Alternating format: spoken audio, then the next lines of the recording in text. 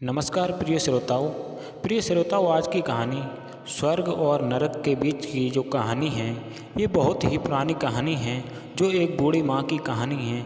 ये कहानी बहुत ध्यानपूर्वक कहानी है। इस कहानी को सुनने से हमारे जीवन में जो कुछ भी होता है वो श्रोताओं हमें यहीं भोगना पड़ता है, और जो हम करते हैं वो स्वर्ग और नरक में क्या फ़र्क है। तो आइएगा कहानी को शुरू करते हैं।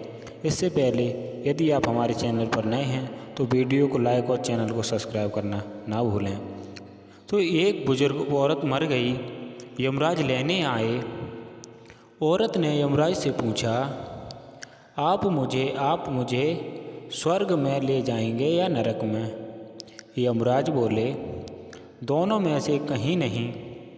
तुमने इस जन्म में बहुत ही अच्छे कर्म किए हैं, इसलिए मैं तुम्हें सीधे स्वर्ग प्रभु के धाम ले जा रहा हूँ। बुजुर्ग औरत खुश हो गई और बोली, धन्यवाद, पर मेरी आपसे एक विनती है। मैंने यहाँ धरती पर सबसे स्वर्ग नरक के बारे में बहुत सुना है, इसलिए मैं एक बार दोनों जगहों को देखना चाहती हूँ। यमराज बोले, तुम्हारे कर्म अच्छे हैं, इसलिए मैं तुम्हारी ये इच्छा अवश्य पूरी करता हूँ। चलो हम स्वर्ग और नरक के रास्ते पर होते हुए प्रभु के धाम चलेंगे। दोनों चल पड़े। सबसे पहले नरक आया।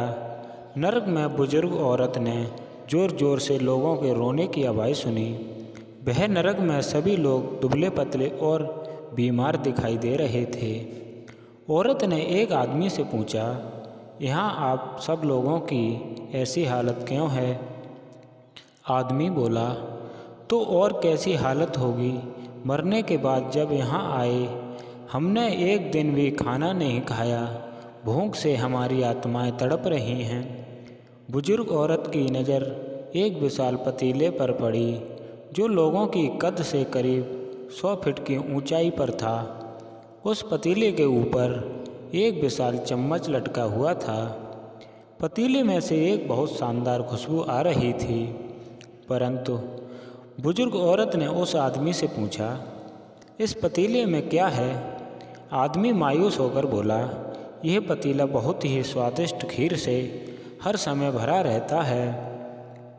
बुजुर्ग औरत ने हैरानी से पूछा, इसमें खीर है तो आप लोग पेट भर के खीर खाते क्यों नहीं, भूख से क्यों तड़प रहे हैं।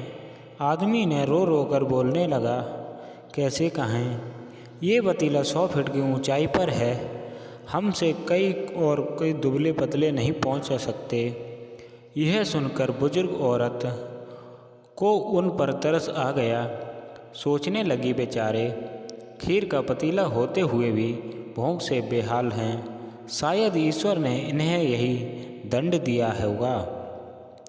अब यमराज बुजुर्ग से बोले, चलो हमें देर हो रही है। दोनों चल पड़े। कुछ ही दूर चलने पर स्वर्ग आया। वहाँ पर बुजुर्ग औरत और सबके हंसने और खिलखिलाने की आवाज़ सुनाई दी। सब लोग बहुत ही खुश दिखाई दे रहे थे। उनको खुश देखकर बुजुर्ग औरत भी बहुत खुश हो गई। वहाँ पर वह स्वर्ग में भी बुजुर्ग औरत की नज़र वैसे ही 100 फीट ऊंचे पतीले पर पड़ी जैसा नरक में था। उसके ऊपर भी वैसा ही चम्मच रखा हुआ था।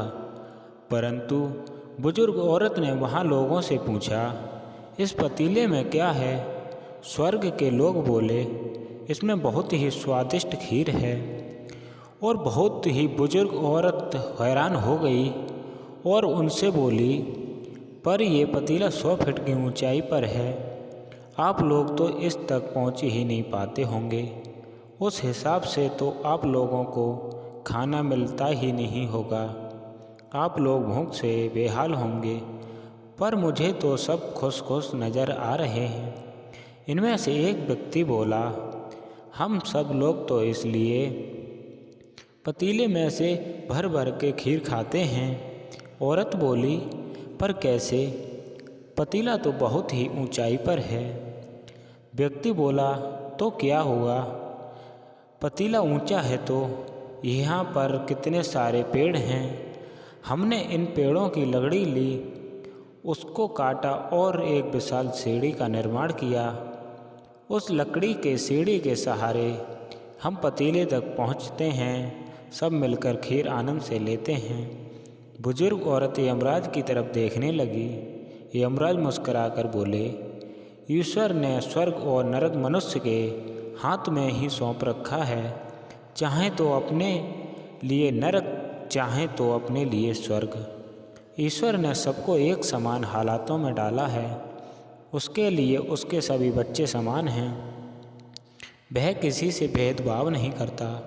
वहाँ नरक में भी पेड़ पौधे सब थे, पर वह लोग खुद ही आलसी हैं। उन्हें खीर में हाथ डालने नहीं चाहिए। वह कोई कर्म नहीं करना चाहते और कोई मेहनत नहीं करना चाहते, इसलिए भूख से बेहाल हैं। क्योंकि यही तो ईश्वर की बनाई इस दुनिया का नियम है। जो कर्म करेगा, मेहनत उसी को फल मीठा मिलता है। खाने को फल मीठा ही मिलता है जो मेहनत करता है। तो स्वर्ग में सपने छोड़ दिए, नरक का डर छोड़कर तो बस उसकी वजह से किसी का दिल ना दुखाओ। इतना सोचो कि बाकी सब कुदरत पर छोड़ दो। तो इस कहानी से अगर आपको ये कहानी पसंद आई हो तो वीडियो को लाइक और चैनल को सब्सक्राइब करें। ये वो स्वर्ग और नरक की कहानी है जो अपने दोस्तों के साथ शेयर भी करना बिल्कुल ना भूलें। तो मिलते हैं दोस्तों अगली वीडियो में। तो दोस्तों नमस्कार और चैनल को सब्सक्राइब ज़रूर करें।